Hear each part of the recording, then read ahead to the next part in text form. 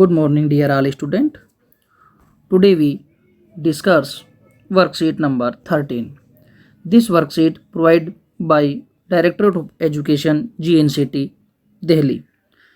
Subject Social Science. Our past first book history for class 6. Please written your name, name of student, name of class teacher. This worksheet belongs to date 9 November 2020. 9/11/2020.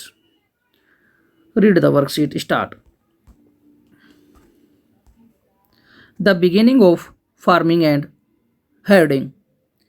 Hindi में इसे कहते हैं खेती और चरवाहे की शुरुआत.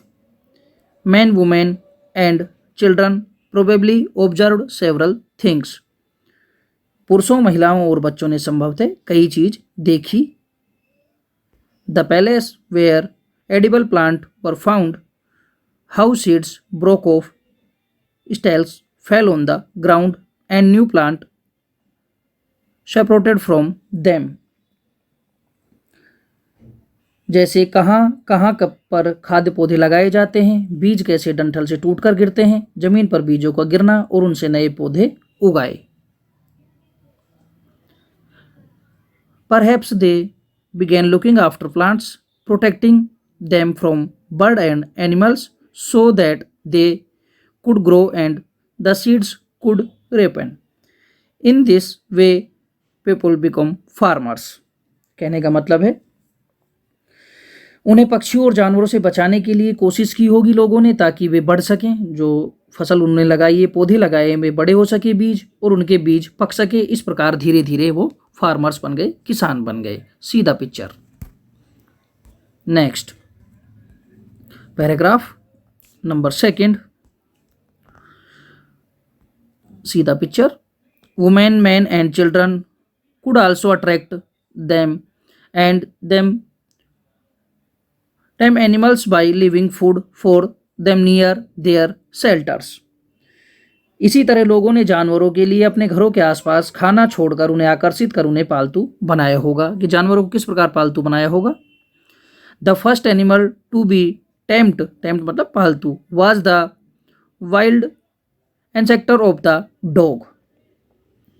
सबसे पहले जिस जानवर को पालतू बनाया होगा वह कुत्ते का जंगली पूर्वज था. जो डॉग होते हैं उनके जंगली वाइल्ड जो डॉग हैं उनका पूर्वज था. लेटर बाद में people encouraged animals that were relatively gentle to come near the camps where they lived.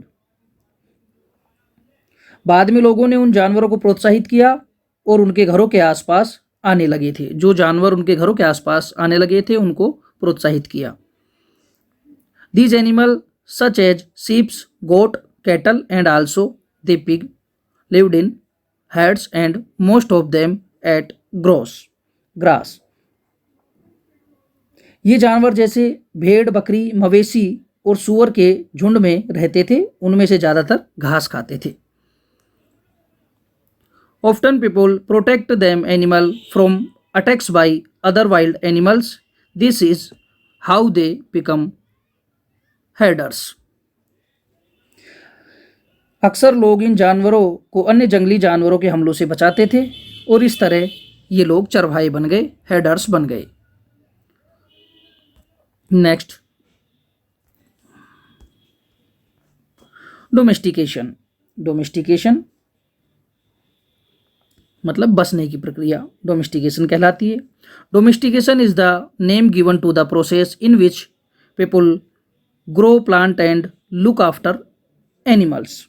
बसने की प्रक्रिया वह है जिसमें लोग पौधों को उगाते हैं और जानवरों की देखभाल करते हैं. Very often plant and animals that are tended by people become different from wild plant and animals. अपनाए गए पौधे और जानवर जंगली पौधों और जानवरों से अलग हो जाते हैं. This is because people select plant and animals for domestication. For example, they select those plants and animals that are not prone to disease. कहने का मतलब है क्योंकि लोग पालतू जानवरों को और जानवरों को पालतू इसलिए बनाते हैं, उनको पालने के लिए इसलिए चुनते हैं क्योंकि उनमें फॉर एग्जांपल हम देखते हैं वो ऐसे पौधों और जानवरों को सेलेक्ट करते हैं, चयन करते हैं जिनमें बीमारी का खतरा नहीं हो या बहुत कम बीमारी का खतरा हो। सीधा picture. Next paragraph. A new way of life, जीवन का एक नया तरीका।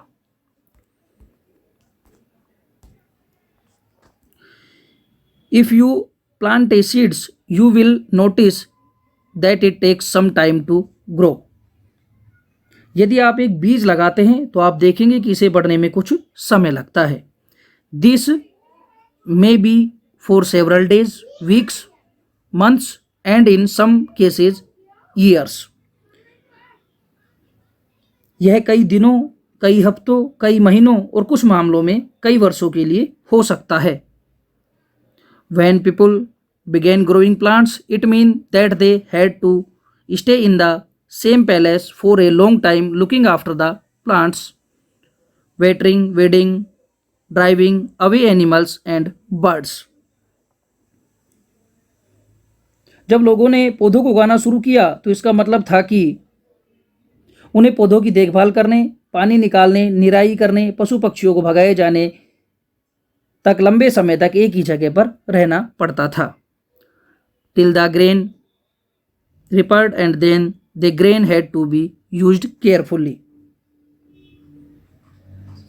और फिर अनाज का लंबे समय तक रहना पड़ता था और फिर अनाज का उपयोग सावधानी से किया जाना था।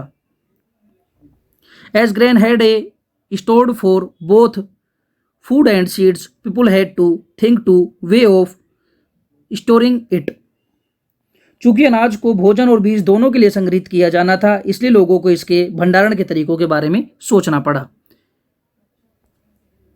इन many areas they began making large clay pots और वो बास्केट और dug pits into the grounds. इसके लिए उन्होंने कई क्षेत्रों में उन्होंने मिट्टी के बड़े बर्तन बनाने शुरू किए या टोकरी बनाई या जमीन में गड्ढे खोदे। सीधा question answer of this paragraph. Question number first, how did people become farmer? लोगों ने खेती कैसे सीखी? देखते हैं इसका आंसर क्या होगा। पहले क्वेश्चन का जो आंसर, तो खेती कैसे सीखी, अभी हमने ऊपर पैराग्राफ में पढ़ा था खेती कैसे सीखी। इसका आंसर हम देखेंगे, पहले पैराग्राफ में इसका आंसर है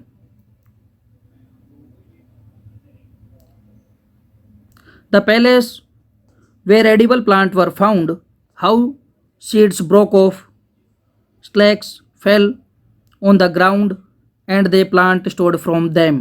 Perhaps they began looking after plants, protecting them from birds and animals so that they could grow and the seeds could ripen. In this way people become farmers. तो इस प्रकार से लोग किसान बने, फार्मर बने। उन्होंने खाद्य पौधे जो पाए जाते थे, कैसे वो बीज से, डंठल से टूट कर गिरते, जमीन पर बीजों का गिरना, उनसे नए पौधे उगना, उनकी देखभाल करना, पक्षियों से बचाना, जानवरों से बचाना, जिससे कि वो पौधे बड़े हो सके और धीरे धीरे इस प्रकार वो फार्मर बन गए। सीधा question number second, what is domestication? बसने की प्रक्रिया क्या है? तो सीधा आंसर डोमेस्टिकेशन। सीधा picture, this picture define domestication. Domestication is the name given to the process in which people grow plant and look after animals. Very often plant and animals that are tended by people become different from wild plant and animals. तो ये बसने की प्रक्रिया है जिसमें लोग पौधों को उगाते हैं, जानवरों की देखभाल करते हैं, अपनाए गए पौधे और जानवर जंगली पौधे और जानवरों से अलग हो जाते हैं। यह बसने की प्रक्रिया है, लोग वहाँ पे घर बना के रहने लगते हैं। सीधा question number third, What were the way in which grains used? अनाज के उपयोग के तरीके क्या थे? तो अनाज के उपयोग के तरीके क्या थे? What were the way in which grains used? 4 way of grains was used. Way in which grains was used: as seeds, as food, as gift, storeyed for food.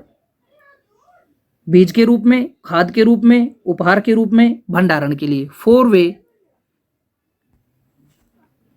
Is given. Thank you students.